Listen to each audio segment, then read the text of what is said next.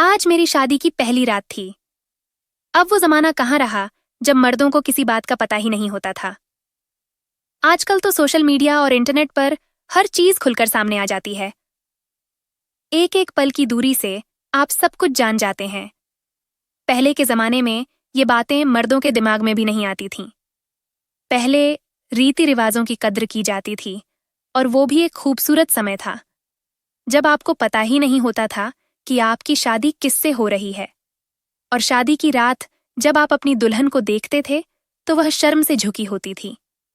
उसका शर्माना भी अच्छा लगता था, बिना बोले भी सब समझ आ जाता था। आजकल तो औरतें पेट दिखाकर बताती हैं कि वे मां बनने वाली हैं और न जाने क्या क्या होता है। आज मेरी शादी की पहली रात थी। किसी को मुझे कुछ समझाने की जरूरत नहीं थी। मेरी पत्नी भी बहुत खूबसूरत थी। उसका नाम किरण था। वैसे तो उसे मेरी माँ ने मेरे लिए चुना था, लेकिन ये भी सच है कि अगर मैं खुद अपने लिए किसी को चुनने निकलता तो शायद मुझे ऐसी लड़की ना मिलती।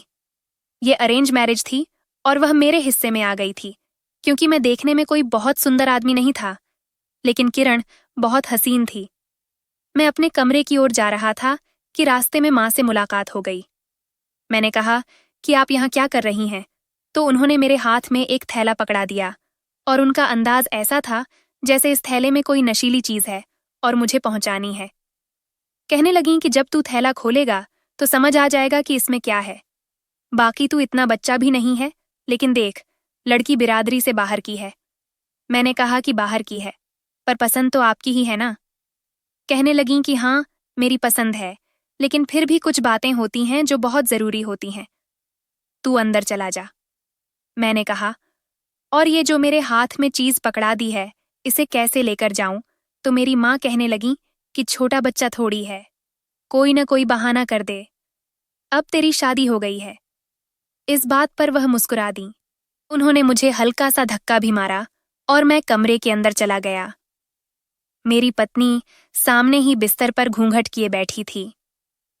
मैंने वह थैला एक तरफ रख दिया और मौका देखकर उसके अंदर भी झांक लिया, क्योंकि मेरी पत्नी ने तो सिर झुकाया हुआ था।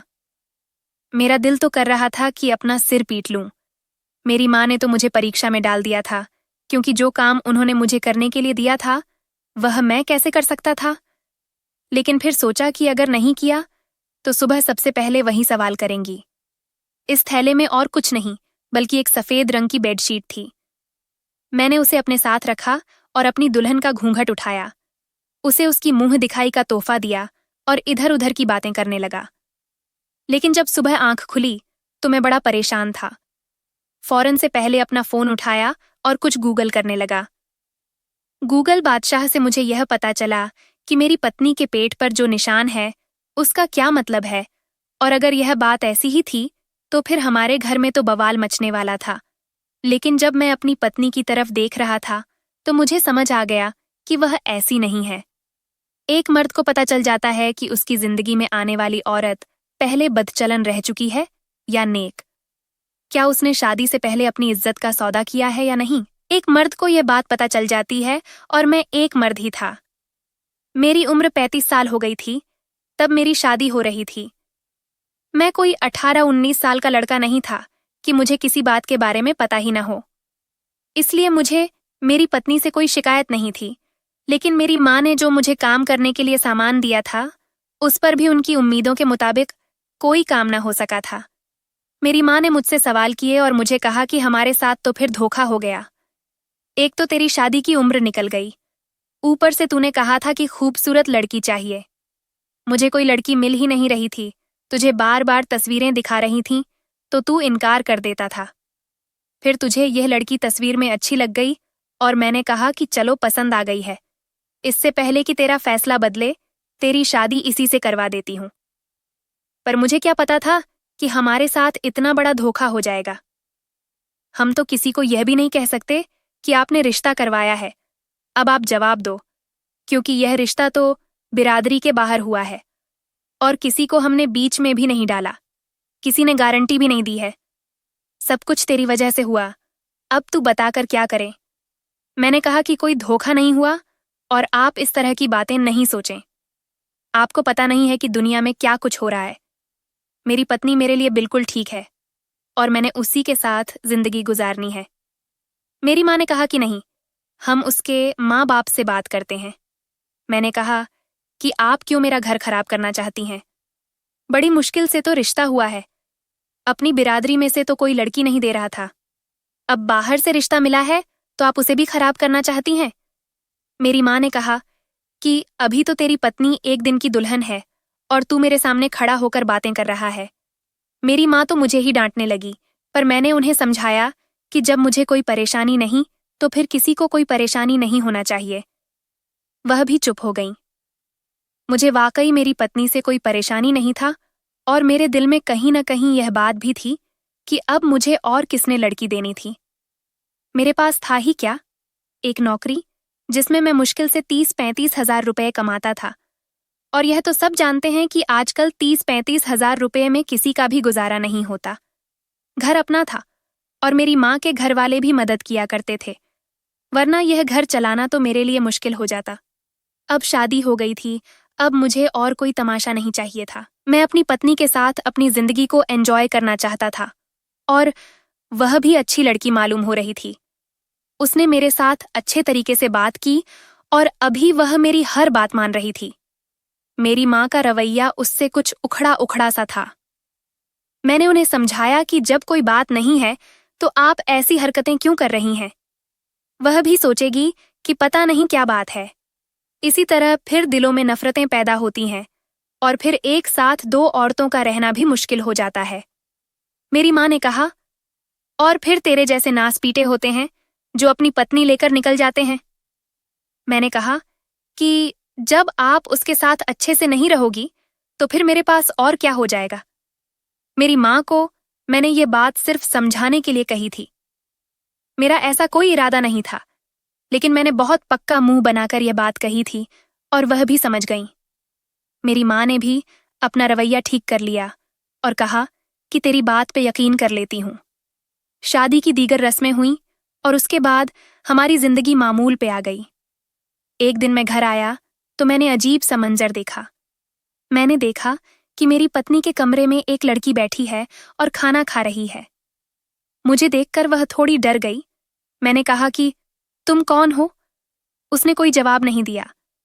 मेरी पत्नी कमरे में आई और कहने लगी कि वह भीख मांगने आई थी, भूख लगी हुई थी, इसलिए मैंने खाना निकाल के दे दिया। मैंने कहा कि खाना निकाल के देना था तो किचन में बिठा देती, हमारे बिस्तर पर क्यों बिठा दिया? किरण कहने लगी कि क्यों, ये भी तो इंसान है, यहां बैठकर खा लेगी तो क्या हो जाएगा। शादी के शुरू के दिनों में तो पति पत्नी एक दूसरे के सामने भरम ही रखते हैं। शायद वह भी भरम रखने के लिए ऐसा कर रही थी कि मैं अच्छी इंसान हूं, और फिर मुझे भी भरम रखना था। मैंने कहा कि हाँ ठीक है, चलो कोई बात नहीं, है तो इंसान ही। पर दिल में सोच रहा था कि उसे बिस्तर पर ही लाकर बिठा दिया और ये भी भीख मांगते मांगते घर के अंदर आ गई। भला ये कौन सा तरीका है? खैर, मैंने भी अपनी पत्नी के सामने उसे कुछ पैसे पकड़ा दिए और वह खुशी खुशी वहां से चली गई। पर जब वह चली गई उसके बाद मेरी पत्नी का मूड कुछ खराब हो गया था। ऐसा नहीं था कि वह गुस्से में थी, लेकिन वह बहुत उदास थी। बैठे बैठे कहीं खो जाती थी, फिर अचानक से रोने भी लगती। मैंने कहा, जी क्या बात है? तो कहने लगी कि मुझे मेरे माँ बाप की याद आ रही है। मैंने कहा कि ठीक है, इतवार वाले दिन मैं तुम्हें तुम्हारे माँ बाप के घर ले जाऊंगा। वह खुश हो गई, लेकिन फिर भी कहीं ना कहीं उसके चेहरे पर उदासी ही थी। वैसे जब से मेरी पत्नी मेरी जिंदगी में आई थी, मेरी जिंदगी बड़ी खूबसूरत हो गई थी। जब वह शर्माती थी तो मुझे बहुत अच्छी लगती थी। वैसे तो सारी औरतें ही नकली शर्माने का नाटक करती हैं, लेकिन वह सचमुच शर्माती थी, बहुत ही ज्यादा शर्मीली सी थी। मैंने उससे पूछा कि क्या तुम्हें कभी किसी से मोहब्बत नहीं हुई? तो वह कहने लगी कि नहीं, मुझे कभी किसी से मोहब्बत नहीं हुई। मेरी जिंदगी में बहुत कुछ चल रहा था। मैं घर में सबसे बड़ी थी, बहन भाई थे, माँ बाप थे, बस उन्हीं सब बातों में उलझी रही। मेरे दिल के दरवाजे तक कभी कोई आया ही नहीं। लेकिन मैंने सोच लिया था कि जिससे मेरी शादी होगी मैं उसी से मोहब्बत करूंगी ताकि मेरी जिंदगी अच्छी गुजर जाए।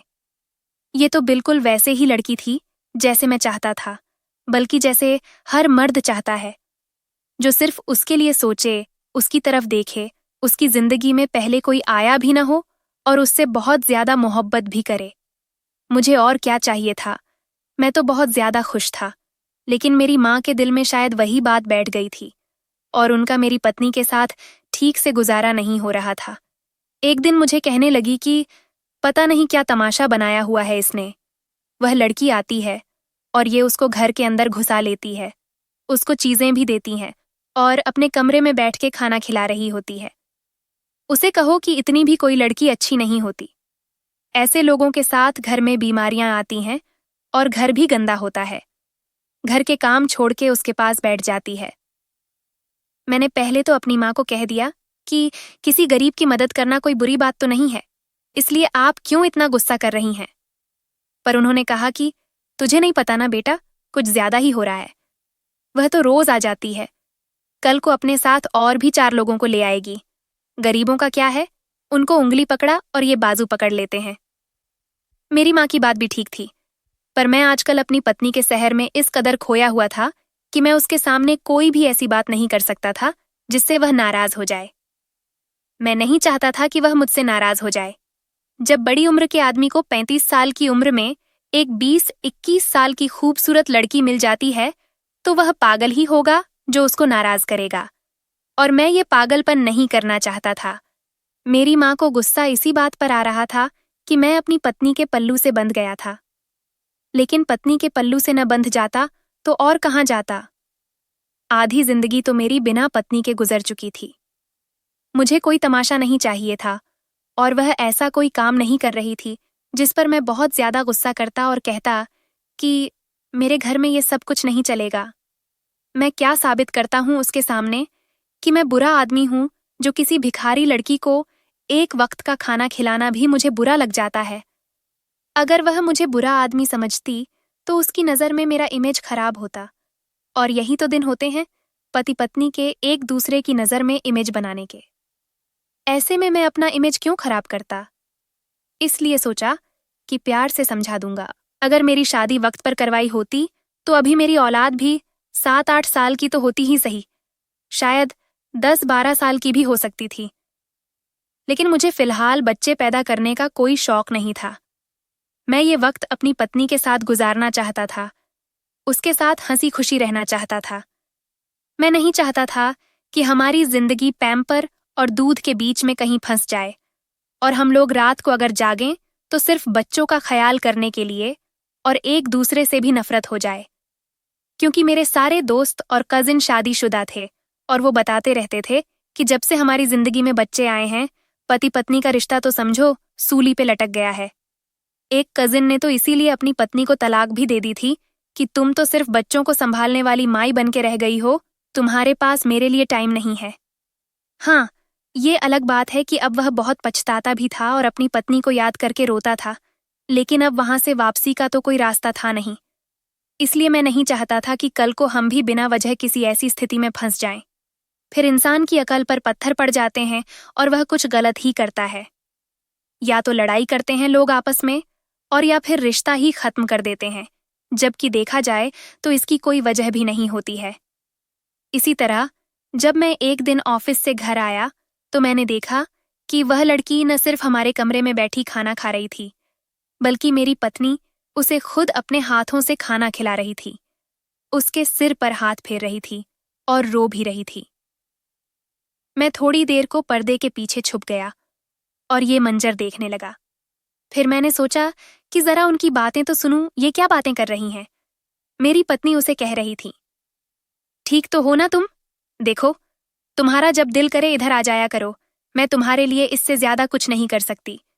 मुझे माफ कर दो बेटा, मैं बड़ी मजबूर हूं। मेरी पत्नी बहुत ज्यादा परेशान थी। उसकी आंखों में उस लड़की के लिए बहुत ज्यादा दुहक, परेशानी और चिंता थी। ऐसा लगता था कि अपना सब कुछ उठाकर उसको दे सकती है, लेकिन इतना भी क्या, किसी से पुण्य करना कि वह आपके गले पड़ जाए। वो उसे बेटी क्यों कह रही थी? वो उसका नाम भी तो ले सकती थी या उसे लड़की कह सकती थी, लेकिन वो तो उसे बड़े प्यार से बेटी कह रही थी। फिर मुझे वो वाली बात याद आई जो अभी मेरे दिल में भी कहीं ना कहीं थी, कि मेरी पत्नी की पीठ पर एक निशान था, वो निशान जो सिर्फ उन औरतों की पीठ पर होता है जो माँ बन चुकी होती हैं या माँ बनने की प्रक्रिया से गुजर चुकी होती हैं। लेकिन मैं ये भी जानता था कि मेरी पत्नी कुंवारी थी, क्योंकि ये मैंने महसूस कर लिया था। मुझे उसकी हरकतों से भी ये बात महसूस हुई थी। अगर किसी औरत की पहली शादी हुई हो, तो उसकी इस तरह की हरकतें नहीं होती, जैसे मेरी पत्नी की थीं। फिर ये सब क्या था? क्यों वो उस लड़की के लिए इतना दुखी दिल रखती थी? एक दिन मैं उसे चेक करने के लिए अपने साथ ले गया। ऐसी जगह पे ले गया जहां पर फकीरों के बहुत से बच्चे होते हैं, और अगर आप वहां पर खड़े हो जाएं तो वो आपको सांस भी नहीं लेने देते। मैंने उसे वहां खड़ा करके सामने चला गया। मैंने कहा कि मुझे बैंक से पैसे निकलवाने हैं और 2 मिनट का काम है।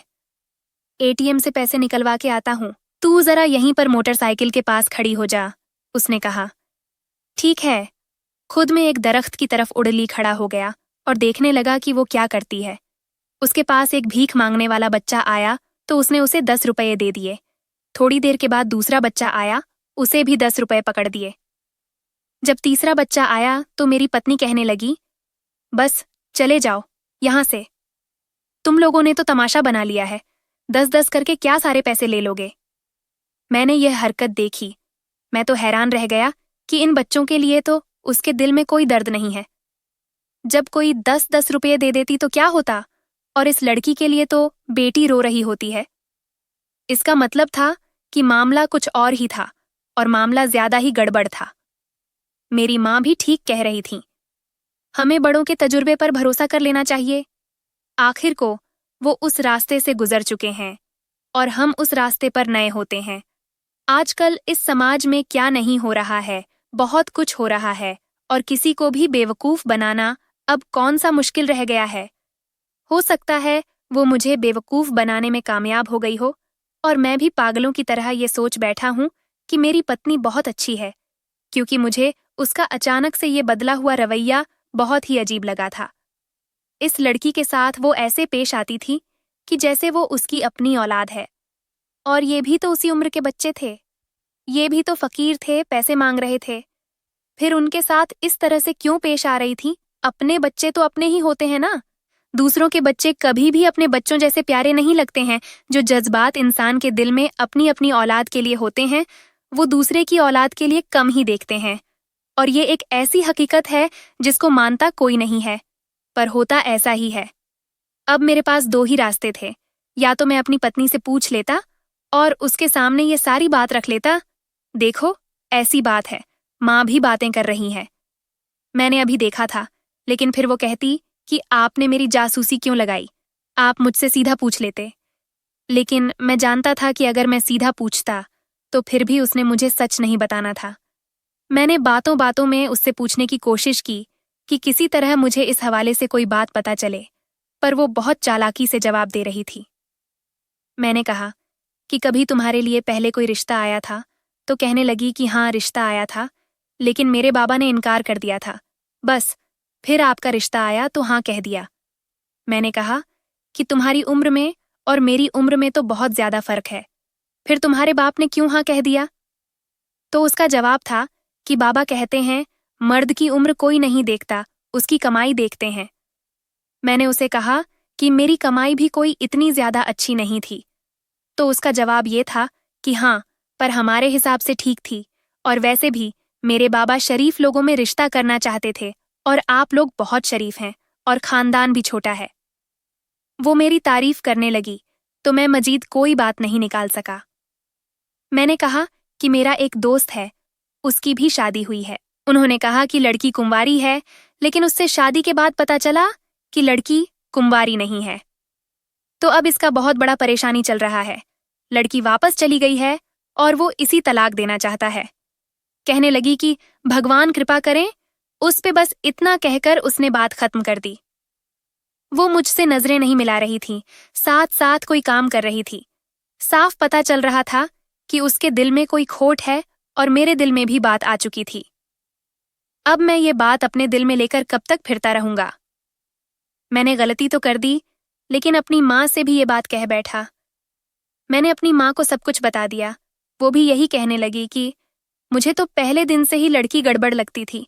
भला ऐसा भी होता है कभी? किस लिए दी थी मैंने तुझे सफेद चादर? वो भी नहीं हो सकता। ये लड़की गड़बड़ है, मैंने तुझे पहले ही बता दिया है। मैंने कहा कि अब आप उसके मुंह पे कोई बात ना कर देना, मैं खुद इस मामले से निपटूंगा। तो मेरी माँ का कहना था कि किस तरह निपटेगा, क्या कर लेगा वो? क्या तुझे अपने मुंह से तुझे हकीकत बताएगी? आजकल लड़कियां बड़ी चालाक हो गई हैं, बड़ी समझदार हो गई हैं। हर बारे में उनको पता है, ऐसी ऐसी चीजें आई हैं, इस दुनिया में ये किसी भी बात पर भरोसा नहीं किया जा सकता। और बेटा, कोई जुबान तो किसी की देखता नहीं है, किसी के दिल में कोई झांक नहीं सकता कि अंदर क्या चल रहा है। मेरी माँ ने मुझे बहुत लेक्चर दिया है और कहा कि बस तू उसको छोड़ने की तैयारी कर ले। लेकिन ऊपर वाला जानता है कि मेरा ऐसा कोई इरादा नहीं था। बस मैं हकीकत तक पहुंचना चाहता था। उसके बाद मेरी पत्नी अगर मुझसे माफी मांगती और मुझे सारी हकीकत बता देती तो मैं उसे माफ भी कर देता। मैं उसे छोड़ने के मूड में बिल्कुल भी नहीं था, लेकिन मुझे ये नहीं पता था कि मेरा इरादा बदल जाएगा, क्योंकि वो एक दिन फिर से उस लड़की के आसपास फिर रही थी। वो कम से कम लड़की थी और वो भी बार बार इधर आ जाती थी। मैंने अपनी माँ से कहा कि अब आप बीच में ना बोलना, उसे भी यहाँ आने दो और उसे भी यही कर दे तो जो ये कर रही है, क्योंकि अब मैंने देखना है कि होता क्या है।